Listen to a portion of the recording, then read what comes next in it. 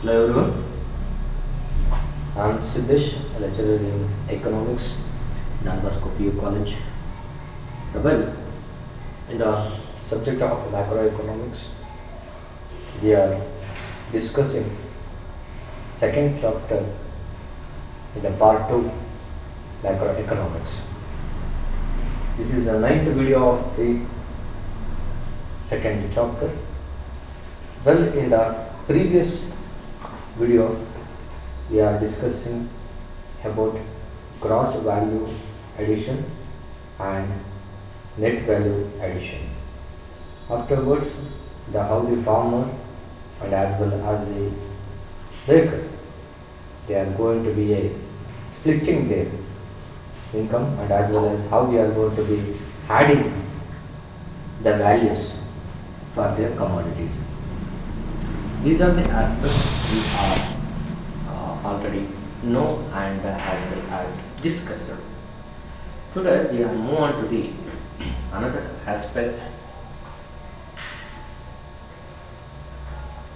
of the chapter, whereas in the economics, the stock of unsold finished goods or semi-finished goods are raw materials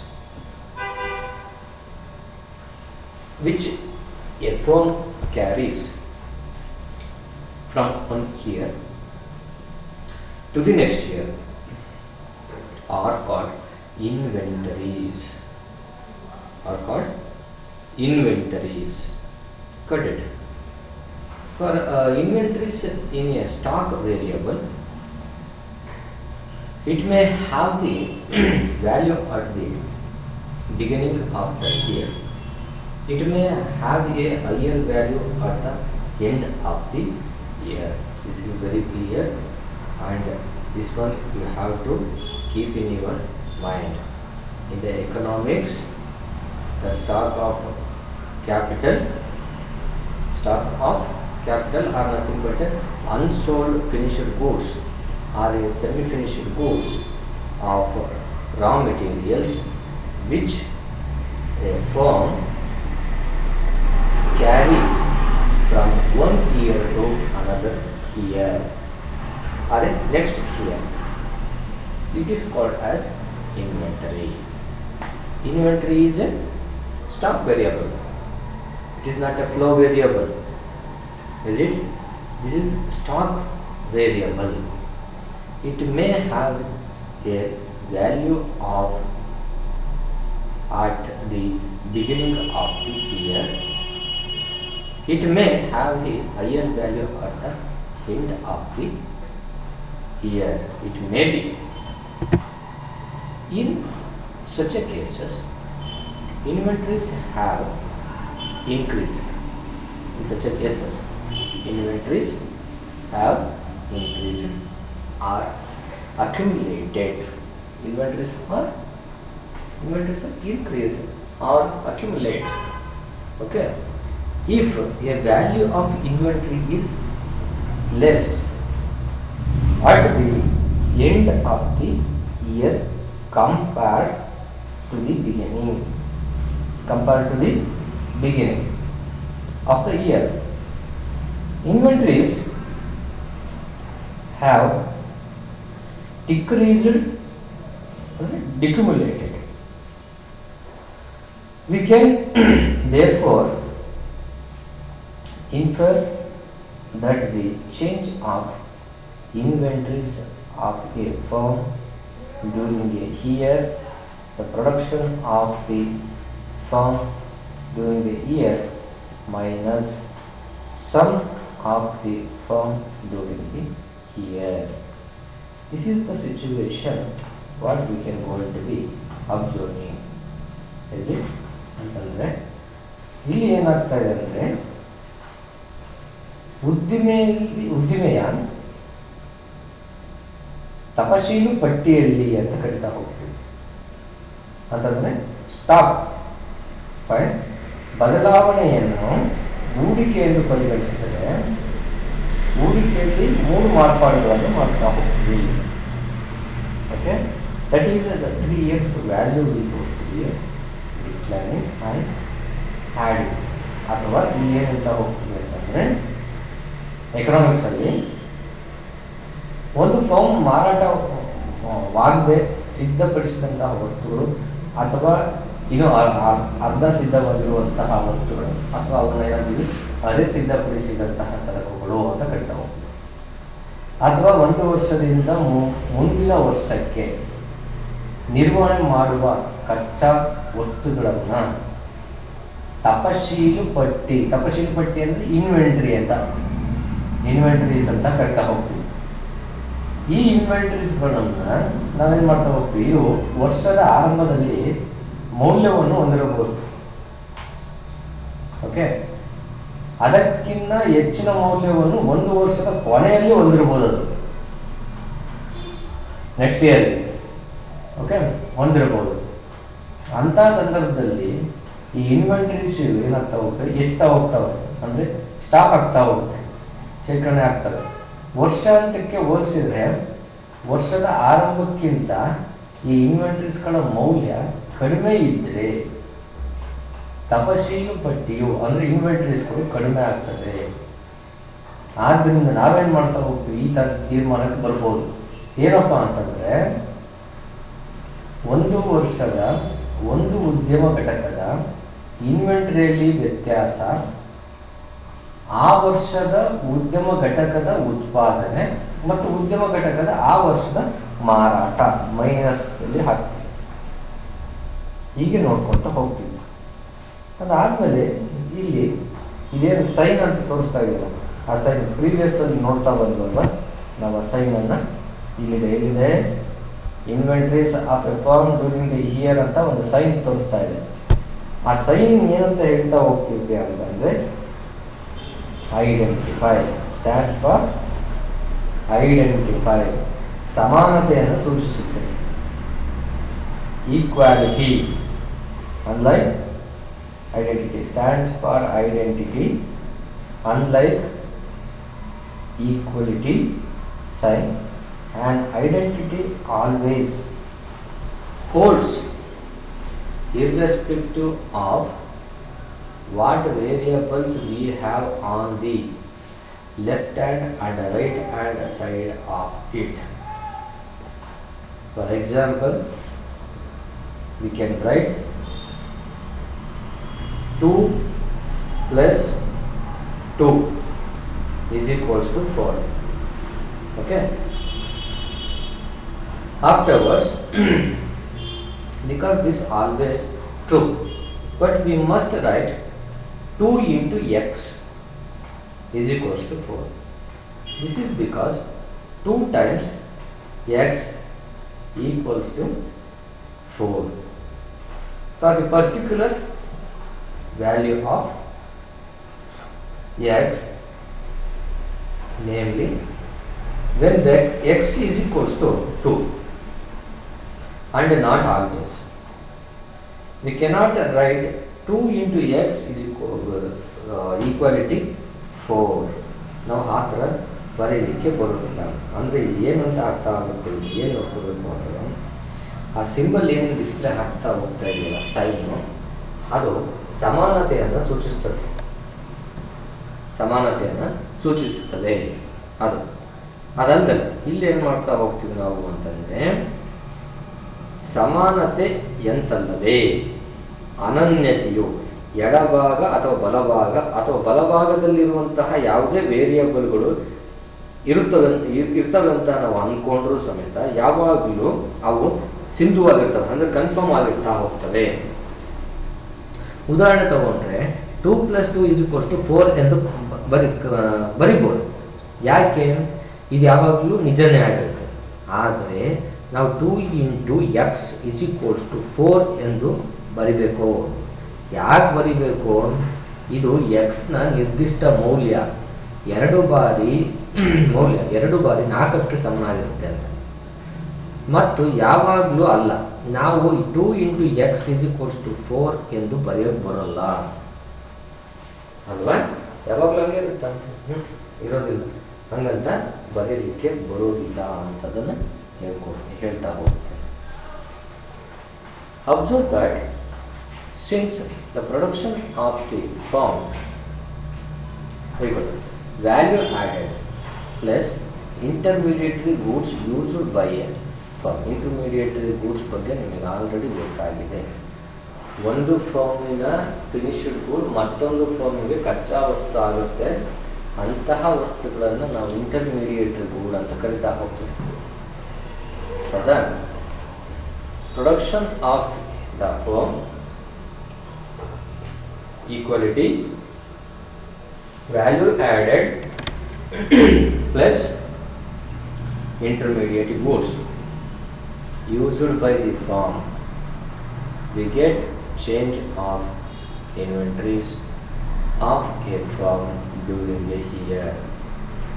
The value added plus intermediate goods used by a firm minus sale of the firm during the year. ಇದನ್ನು observation ಅನ್ನು ನಾವು ಮಾಡ್ತಾ ಹೋಗ್ತೀವಿ.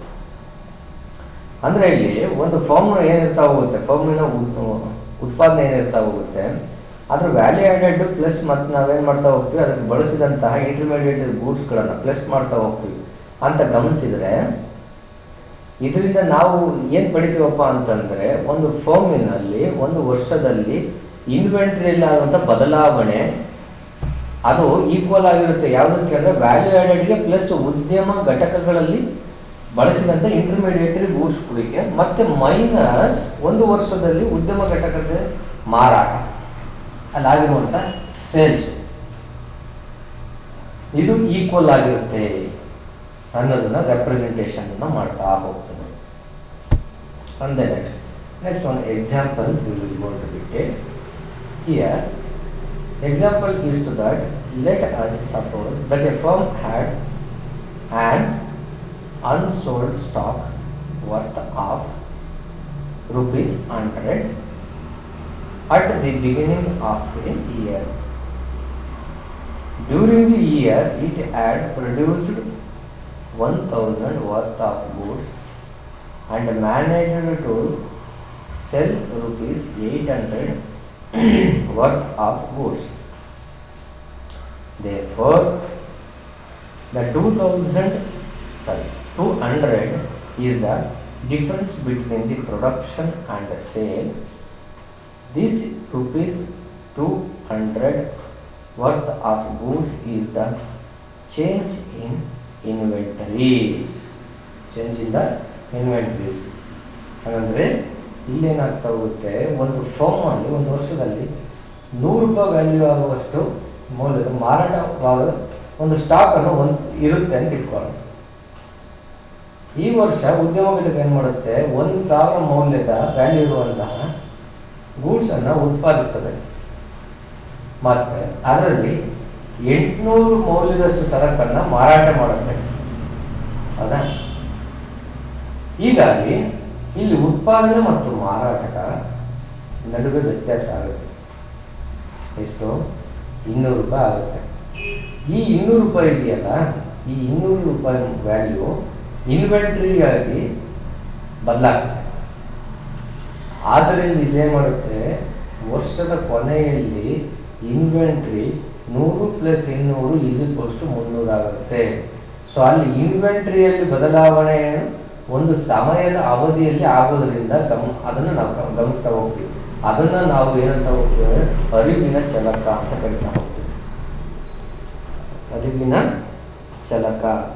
ಚಲಕ ಅಂದರೆ flow variable, ಅರಿವು. ಈಗ flow ಅಂತಂದ್ರೆ ಏನು, ಅರಿವಿಕೆ ಅಂತ ಕರಿತಾ ಹೋಗ್ತೀವಲ್ಲ. ಫ್ಲೋ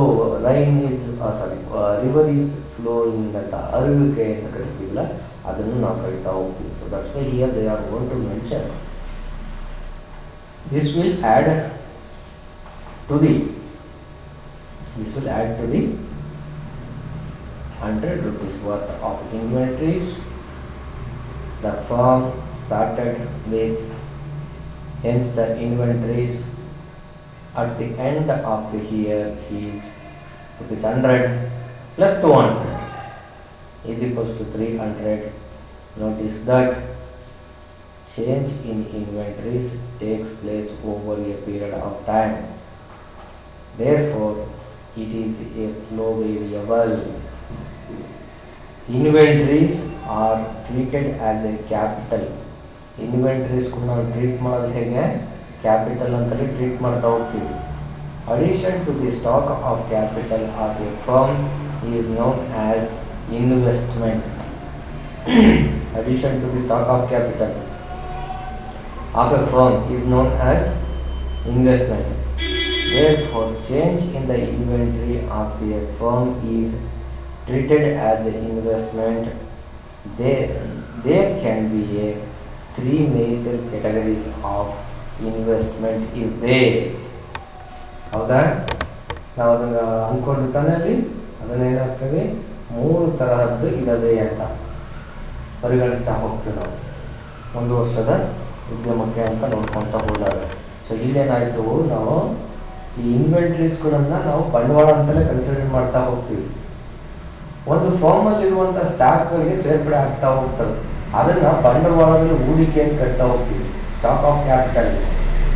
ಸೊ ಹಂಗಾಗಿರುವಾಗ ಫಾರ್ಮಿನ ಇನ್ವೆಂಟ್ರಿಯಲ್ಲಿ ಬದಲಾವಣೆಯನ್ನು ಇನ್ವೆಸ್ಟ್ಮೆಂಟ್ ಅಂತ ಪರಿಗಣಿಸ್ತೀವಿ. ಆಮೇಲೆ ಇನ್ವೆಸ್ಟ್ಮೆಂಟಲ್ಲಿ ಮೂರು ಮಾರ್ಗಗಳಿವೆ. ಯಾವುದು? ಫಸ್ಟ್ ಒನ್ ತಗೋಣ.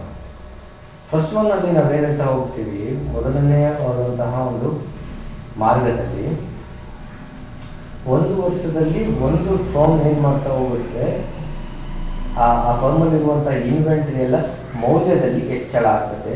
ಇದನ್ನು ಆ ಫರ್ಮ್ ಕೈಗೊಂಡ್ರ ಇನ್ವೆಸ್ಟ್ಮೆಂಟಲ್ಲಿ ಅಥವಾ ಹೂಡಿಕೆ ವೆಚ್ಚ ಎಂದು ಪರಿಗಣಿಸಲಾಗ್ತದೆ.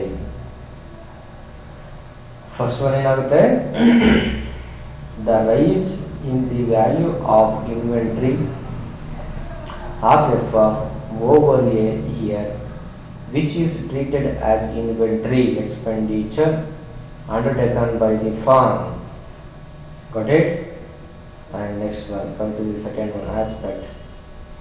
The second category of investment is the business, fixed business investment, which is defined as the addition to the machinery, factory, building and equipment employed by a firm. And the last category of investment is the residential investment, which refers to the addition of housing facilities. ಇದನ್ನ ನಾವು ಇಷ್ಟನ್ನ ನೋಡ್ತಾ ಹೋಗ್ತೀವಿ. ನೋಡಲಿ, ಇಲ್ಲೇ ನೋಡಿದ್ವಿ major categories of investment. ಇನ್ವೆಸ್ಟ್ಮೆಂಟಲ್ಲಿ ಎಷ್ಟು categories ಬರ್ತದೆ? ಮೂರು ಕ್ಯಾಟಗರೀಸ್ ಬರ್ತಾ ಹೋಗ್ತದೆ. First one inventories of a firm over a year treated as a investment expenditure. ಹೌದಾ? ಅಂಡರ್ಟೇಕನ್ ಬೈ ಎ ಫರ್ಮ್, ಫರ್ಮೇ ಮಾಡೋದಿದೆಲ್ಲ. ಸೆಕೆಂಡ್ ಒನ್ ಕ್ಯಾಟಗರಿನಲ್ಲಿ ಏನು ಮಾಡುತ್ತೆ, investment is fixed business investment which is defined as the addition to the machinery, factory, building and equipment. Okay, ಇದನ್ನ observation ಅನ್ನು ಮಾಡ್ತಾ ಹೋಗ್ತೀವಿ. Those are the major investment categories. 1, 2, 3 ಅಂತ ನೋಡ್ತಾ ಹೋಗ್ತೀವಿ. ಇಲ್ಲಿ ಸೆಕೆಂಡ್ ಒನ್ ಅಲ್ಲಿ ನೋಡ್ತಾ ಹೋಗ್ತೀವಲ್ಲ, second category of investment is fixed business investment, which is defined as the addition to the machineries, factories, buildings and equipment employed by the firm.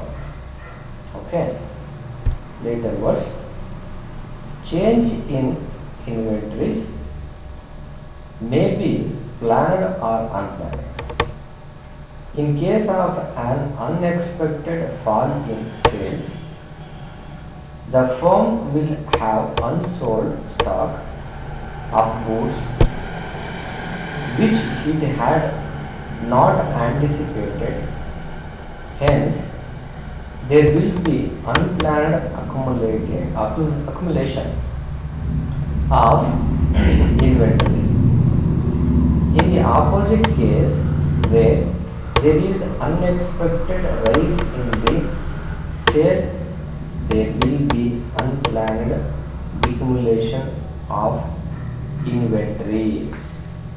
ಅಂದರೆ ಇಲ್ಲಿ ಏನಾಗ್ತಾ ಹೋಗುತ್ತೆ ಅಂದರೆ ಮೇಜರ್ ಚೇಂಜಸ್ ಅನ್ನು ತಗ್ತಾ ಹೋಗುತ್ತೆ.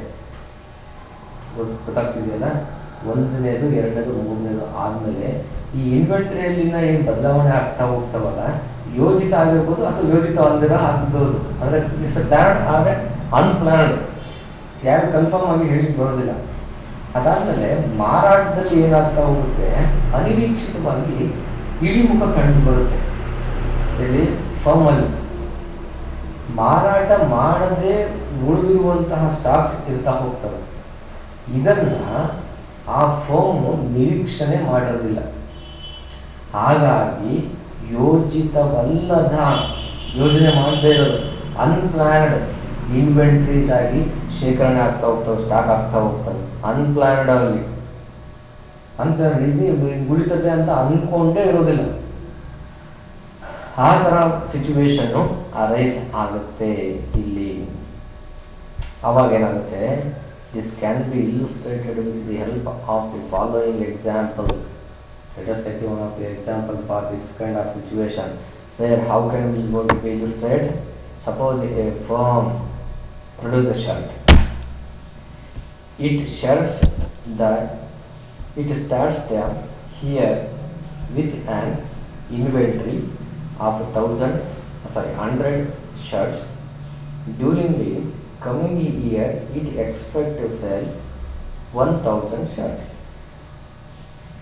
Hence, it produces 1000 shirts, expecting to keep an inventory of 100 at the end of the year. So then, however, during the year, the sale of shirt turned out to be unexpectedly low. Unexpectedly low. It's not expected. The firm is able to sell only 600. This means that the firm is left 400 unsold shirts. The firm ends the year with 100 ಜಾಸ್ತಿ manufacturing ಮಾಡಿ ಇಟ್ಕೊಂಡಿದ್ರು inventory ಅಂತ, plus 500 shirt, remaining 500 shirt. ಅಂತಂದರೆ ಏನಪ್ಪ ಅಂತಂದರೆ ಈ ಉದಾಹರಣೆಗೆ ಏನು ಮಾಡ್ತಾ ಹೋಗ್ತಾರೆ ಅಂತಂದರೆ, ಒಂದು ಇಂಡಸ್ಟ್ರಿ ಏನು ಮಾಡ್ತಾ ಹೋಗುತ್ತೆ, ಶರ್ಟ್ಗಳನ್ನ ತಯಾರಿಸ್ತದೆ ಅಂತ ಅಂದ್ಕೋಣ. ಅದು ವರ್ಷದ ಬಿಗಿನಿಂಗಲ್ಲಿ ಆ 100 ಶರ್ಟ್ಗಳನ್ನ ಇನ್ವೆಂಟ್ರಿ ಆಗಿ ಇಟ್ಕೊಳ್ಳೋಣ ಅಂತ ಅಂದ್ಕೊಳ್ತದೆ. ಮತ್ತು ಮುಂದಿನ ವರ್ಷ ಅದು 1000 ಶರ್ಟನ್ನು ಮಾರಾಟವನ್ನು ಮಾಡಬೇಕು ಅಂತ ಅಂದ್ಕೊಂಡಿರುತ್ತೆ. ಅದಕ್ಕೋಸ್ಕರ ಏನು ಮಾಡುತ್ತೆ, 1000 ಶರ್ಟ್ಗಳನ್ನು ಉತ್ಪಾದಿಸಿ ಮಾರಾಟ ಮಾಡಲಿಕ್ಕೆ ಅಂತ ಇನ್ವೆಂಟ್ರಿಗೆ ಏನದು ಬಿಟ್ಟಂದಲೇ ಮತ್ತು 1000 ಮಾರಾಟ ಮಾಡುತ್ತೆ ಅಂತೇಳಿ ಉತ್ಪಾದನೆಯನ್ನು ಮಾಡ್ಕೊಂಡು ಇಟ್ಕೊಂಡಿರುತ್ತೆ. ಹೌದಾ? ಆದರೆ ವರ್ಷದ ಅಂತ್ಯದಲ್ಲಿ ಅಂದರೆ ಎಂಟಿಗೆ ಏನಾಗುತ್ತೆ, ಈ ಇನ್ವೆಂಟ್ರೀಸ್ಗಳು 100 ಉಳಿಸಿಟ್ಕೊಂಡಿರುತ್ತಲ್ಲ, ನಿರೀಕ್ಷೆಯನ್ನು ಇಟ್ಕೊಂಡಿರುತ್ತೆ. ಆದರೆ ಅದೇ ವರ್ಷದಲ್ಲಿ ಶರ್ಟ್ಗಳ ಮಾರಾಟ ಕಡಿಮೆ ಆಗುತ್ತೆ. ಆ ಶರ್ಟ್ ಆ ಫರ್ಮ್ ಎಷ್ಟು ಅಥವಾ ಇಂಡಸ್ಟ್ರಿ ಎಷ್ಟು, ಬರೀ 600 ಮಾರಾಟ ಮಾಡುತ್ತೆ. ಇದರ ಅರ್ಥ ಆ ಉದ್ಯಮ ಘಟಕ ಏನಿರುತ್ತಲ್ಲ, ಫರ್ಮ್ ಏನಿರುತ್ತಲ್ಲ, ಅದು 400 ಶರ್ಟ್ಗಳನ್ನು ಮಾರಾಟವಾಗದ ಶರ್ಟ್ಗಳನ್ನು ಹೊಂದಿರುತ್ತೆ. ವರ್ಷದಲ್ಲಿ ಉದ್ಯಮ ಘಟಕ ಆ ವರ್ಷದಲ್ಲಿ 400 + 100 500 ಅಂಗಿಗಳನ್ನು ಕೊನೆಗೊಳಿಸುತ್ತದೆ. ಹೌದಿಲ್ಲ? ಇಷ್ಟು ಆಗಿರುವಂಥ ಪರಿಸ್ಥಿತಿ. ಅದಾದಮೇಲೆ the unexpected rise of inventories. This is unexpected. ಅವನು 100 ಇಟ್ಕೋಬೇಕು ಅಂತಿದ್ದ, ಈಗ 100 ಜೊತೆಗೆ ಮತ್ತೆ 400 ಅನ್ಎಕ್ಸ್ಪೆಕ್ಟೆಡ್ ಆಗಿ ಉಳಿತವೆ. Will be an example of unplanned accumulation of inventory. ಇದನ್ನೇ unplanned accumulation of inventory. If, on the other hand, the sales had been more than 1000, we would have unplanned accumulation of inventories. For example, if the sales had been 1050, then not only the production of 1,000 shirts will be sold, the firm will have to sell 50 shirts out of the inventory. This 50 unexpected reduction in inventories is an example of unplanned or expected accumulation of inventories. ಅಂತಂದರೆ ಅಷ್ಟಾಗಿತ್ತು. ಅದಾದಮೇಲೆ ಅಷ್ಟೇ ಆದಮೇಲೆ ಮಾರಾಟವು 100 ಷರತ್ತುಗಳಿಗಿಂತ ಹೆಚ್ಚಾದರೆ ನಾವು inventory ಬಗ್ಗೆ ಯೋಚನೆ ಮಾಡುವಂಥ ಅವಶ್ಯಕತೆ ಇರೋಲ್ಲ. ಒಂದು ವೇಳೆ 1,050 ಆದರೆ ಆಗ 1,000 ಷರತ್ತು ಮಾತ್ರ ಅಲ್ಲದೆ ಉದ್ಯೋಗ ಘಟಕ ಮತ್ತೊಂದು 500 ಷರತ್ತುಗಳನ್ನು ಇನ್ವೆಂಟ್ರೀಸ್ಗಳಲ್ಲಿ 50 ಷರತ್ತುಗಳನ್ನ ಇನ್ವೆಂಟ್ರೀಸಲ್ಲಿ ಮಾರಾಟ ಮಾಡಬೇಕಾಗುತ್ತೆ. ಇನ್ವೆಂಟ್ರಿಯಲ್ಲಿ 50 ಷರತ್ತುಗಳನ್ನು ಅನಿರೀಕ್ಷಿತವಾಗಿ ಇಳಿಕೆಯಲ್ಲಿ ಕಂಡುಬರುತ್ತೆ. ನೋಡಿ, ಇನ್ವೆಂಟ್ರಿ ನೋಡಿ ಇಟ್ಕೋಬೇಕಿತ್ತು, ಅದರಲ್ಲಿ ಜಾಸ್ತಿ ಮಾರಾಟ ಮಾಡ್ಬಿಡ್ತಿಲ್ಲ. ಅವಾಗೇನಾಯಿತು, ಇನ್ವೆಂಟ್ರೀಸಲ್ಲಿ ಅವರು ಮಾಡಬೇಕಾಗಿದ್ದೇನಾಯಿತು, ಮತ್ತೆ ತೆಗೆದು ಅಲ್ಲಿ 100ರಲ್ಲಿ 50 ತೆಗೆದು, ಯಾಕಂದರೆ ಮಾರಾಟ ಆಯ್ತಲ್ಲ. ಅವಾಗ ಇನ್ವೆಂಟ್ರೀಸಲ್ಲಿ ಉಳಿದೆಷ್ಟು? ಕೇವಲ 50 ಇನ್ವೆಂಟ್ರೀಸ್ಗಳು ಉಳಿತು. Okay, afterwards what can be example of a planned accumulation or decumulation of inventories? Suppose the firm wants to raise the inventories from 100 shirts to 200 shirts during a year, expecting sale of 1,000 shirts during a year as before. The firm produce 1,000 plus 100, 1,100 shirts. If the sales are actually 1,000 shirts, then the firm intended ends up with a rise of inventory. Rise of inventory. Is it? So ಇದನ್ನು ನಾವು ಸಿಚುವೇಶನನ್ನು ಅಬ್ಸರ್ವೇಷನನ್ನು ಮಾಡ್ತಾ ಹೋಗ್ತೀವಿ. ಈ ಒಂದು ಸಿಚುವೇಶನ್ಗೆ ತಕ್ಕಂತೆ ವ್ಯವಸ್ಥೆಗಳು ಹೇಗೆ ಬದಲಾಗ್ತಾ ಇದೆ ಅನ್ನೋದನ್ನ ನೋಡಲಿಕ್ಕೆ ಆಗ್ತಾ ಇರೋದು. ಹೌದಾ? ಇಷ್ಟು ಚೇಂಜಸ್ಸು ಅಥವಾ ಬದಲಾವಣೆಗಳನ್ನ ನಾವು ಪ್ರಮುಖವಾಗಿ ನೋಡ್ಕೊಂಡು ಬರ್ತಾ ಹೋಗ್ತೀವಿ. ಏನೇನೆಲ್ಲ ಆಗ್ತಾ ಇದೆ ಅಂತೇಳಿ ಚೇಂಜಸ್ಸನ್ನು ಪ್ರಾಡಕ್ಟ್ ಮೆಥಡಲ್ಲಿ. Later words, the new stock of inventories is 200 shirt, which as intended planned by the firms. This rise in an example of planned accumulation of inventory. On the other hand, if the firm had wanted to reduce the inventories from 100 to 25, then it could produce 1,000 minus 75 is equals to 925 shirts. Calculation ಅಲ್ಲೇ ಇದೆ, ಅರ್ಥ ಆಗ್ತಾ ಇದೆ ಹೌದಲ್ಲ? This is because of plans of sell 75 shirts out of the inventory of 100 shirts. It started with, so that the inventory at the end of the year becomes 100 minus 75 is equal to 25 shirts, which the firm wants.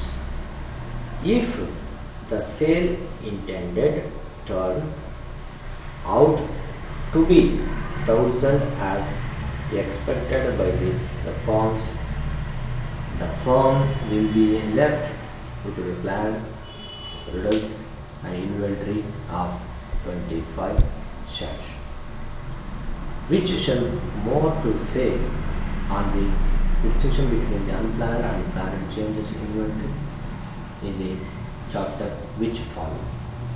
Take consideration change in the inventory. We have give the gross value added from firm equal to the gross value of the output produced by the firm, value of intermediary goods the used by the firm. Later words, this is the equations we want to changes. This equation derived by using the change in the inventories of the firm during the year, the production of a firm during the year minus sale of the firm during the year. So it is worth notion that the sale by the firm including sale not only to domestic buyers but also to buyers abroad. It also to be a notice that all the above mentioned variables are flow variables. Generally, these are measured on an annual basis. Hence, the measured value of the flow per year. Net value addition, depreciation, goods. Such estimation is called gross domestic product. Even calculation of the gross domestic product. Thus, GDP equals to total gross value addition of all the firms in the economy. So this is the one of the important thing we are going to be observing. If there are n firms in the economy, each assigned with the serial number 1 to n, then GDP is equal to sum total of gross value addition of a firm in the economy. Therefore, GDP summation of n by I is equals to 1 GVA, gross value added addition. So this is the one of the thing we are going to be observing in this class. If you have any doubt, please note it down. We will discuss in the Zoom or in the college. So until then, please take care of yourself and meet you in the next video. Thank you.